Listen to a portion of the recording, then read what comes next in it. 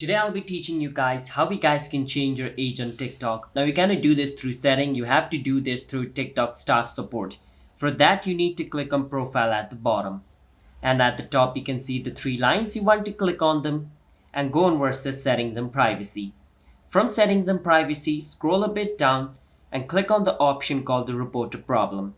From inside report a problem, what you want to do is you want to search for account. So over here you can see the option called account and profile. Click on that. From over here what you want to do is click on versus issue creating an account. From that, wait for some time now.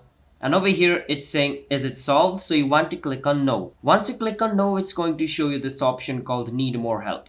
Click on need more help. Now from over here, wait for some time because now we are going to write the issue. Now we are going to write the issue over here. When registered, I entered the wrong birthday. Please change it to April 16. Now I want to change my birthday to April 16, but you want to write the date to which you want to change your birthday to. After you write that, just click on submit. And this report will be submitted to TikTok and TikTok staff will view it and they'll help you fix your issue. So that's how you guys can change your age on TikTok. This is the only method that works. So if you guys found our video helpful, hit the subscribe to our channel one step. I'll see you guys next time.